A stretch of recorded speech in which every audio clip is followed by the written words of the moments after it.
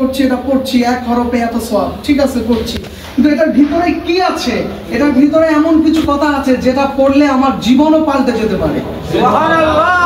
তারপরে আমাদের মধ্যে আলেম ওলামারা বের হয়েছে, তাফসীর করে, যেই গ্রুপিং, ওই গ্রুপিং এ তাফসীর করে যে আমার গ্রুপের সাথে এই তাফসীর মিল আছে, আমি এটাকে বলবো হক, এটাই আমি প্রচার করব। এরকম আছে কি নাই? না। এখন আপনি কি করবেন?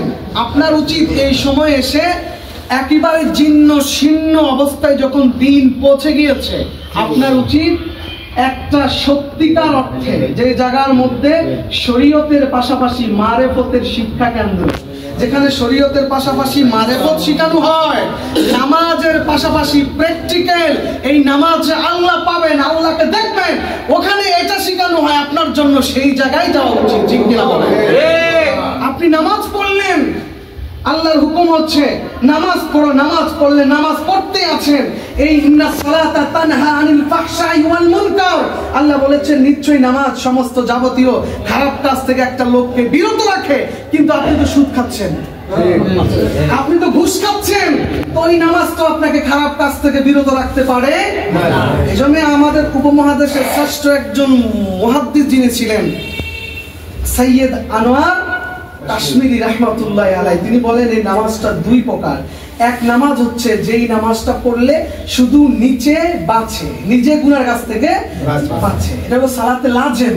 আর সালাতে মুতাআদ্দি হচ্ছে যেই নামাজটা পড়লে নিজেও গুনার কাছ থেকে বাঁচে, ওনাকে হিসাব করে, ওনার তাকদা দিয়ে, ওনার ইউনিটির মধ্যে যারা থাকে ওনাকে দেখে শুধু নিজে বাঁচে তা না, সমাজকেও বাঁচায়, সেটা হচ্ছে সালাতে মুতাআদ্দি। কোন সুবহানাল্লাহ। এজন্য আল্লাহ রাব্বুল আলামিন বলছেন উত্তুমা উহিয়া ইলাইকা মিনাল কিতাব ওয়া আকিমিস সালাহ ইন্নাস সালাতা তানহা আনিল ফাহশাই ওয়াল মুনকার। ও নবী, উত্তুমা উহিয়া ইলাইকা মিনাল কিতাব, আপনি নামাজের তাগিদ দেওয়ার আগে আমার কিতাবকে মানুষের কাছে পড়ে পড়ে শুনুন। সুবহানাল্লাহ বলেন। আসেন এবার সংক্ষেপে যদি আমি বলি 2-3 মিনিটের মধ্যে আপনার, এই যে আমরা এখানে আমাদের হুজুর বা বাংলা সাহেব যেটা করেছেন, মান্থলি একটা প্রোগ্রাম, এখন এটা ইয়ারলি করেছেন, এটা কি কাজ দিবে?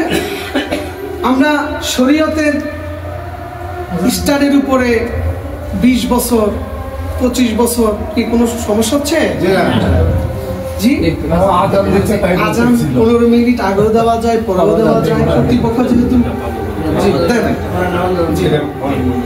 ঠিক আছে। ঠিক আছে, আমরা যদি মাইকে নাও কথা বলি এখন শুনি বোধহয়